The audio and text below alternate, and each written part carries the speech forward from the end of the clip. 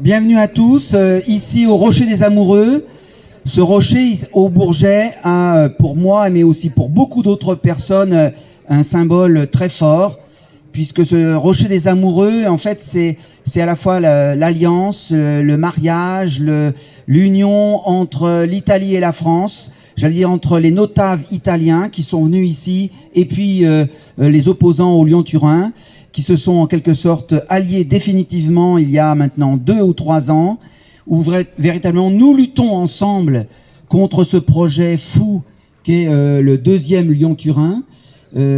Aujourd'hui, merci encore une fois de venir pour découvrir ce que j'appellerais du tourisme industriel, parce que c'est ce que TELT, Tunnel Euralpin Lyon-Turin, donc voudrait. Voilà, il voudrait développer un tourisme comme ça.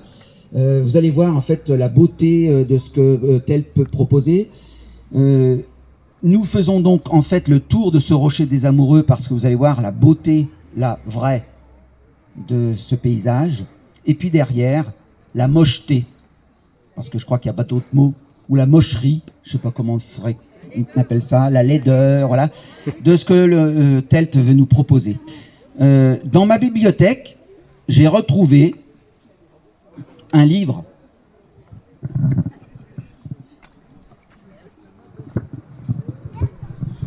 Voilà, j'ai retrouvé un livre qui date de 1978, je crois. Vous voyez, de Michel Barnier. Vous voyez, Chacun pour tous, le défi écologique. J'espère qu'il se souvient qu'il a écrit ce livre. Ou son aigle. Voilà. Parce qu'en fait, pour l'instant, il ne s'est pas prononcé publiquement, évidemment, sur ce projet. Mais connaissant évidemment la personne, connaissant ceux qui l'entourent, connaissant ses successeurs au conseil départemental, je n'ai guère de doute en fait sur évidemment la position qu'il va prendre sur ce projet. Mais ça sera peut-être aussi à nous un défi de lui faire comprendre qu'il faut qu'il vienne sur place, comme vous le faites vous. Il faut qu'il vienne sur place pour se rendre compte. Parce que c'est une fois qu'on est dans le paysage qu'on se rend véritablement compte des conséquences des décisions qui sont prises d'en haut. Parce que c'est toujours ceux d'en bas qui en subissent les conséquences. Jamais ceux qui décident. Donc il serait quand même grand temps que ceux qui nous gouvernent reviennent un petit peu à des choses, on va dire, démocratiques. Je pense que c'est le vrai mot. À des choses démocratiques pour qu'ils se rendent compte que nous vivons ici. Mais que c'est pas seulement nous. Nous ne défendons pas notre précaré, notre village, nos forêts. Ce n'est pas ça qu'on défend.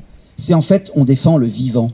On défend la vie partout, ne serait-ce que dans la vallée, mais également en France, en Europe, partout dans le monde. Il y a plein de gens comme nous qui se battent pour que finalement cette planète, cette Europe, cette France, cette vallée reste habitable. Parce que c'est ça en fait. Nous devons faire en sorte que cette vallée reste habitable.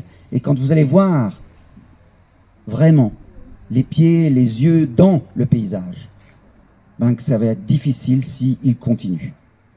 Je vous invite donc, on va faire le tour, et puis ça va être très beau au départ, mais le cauchemar va vite arriver.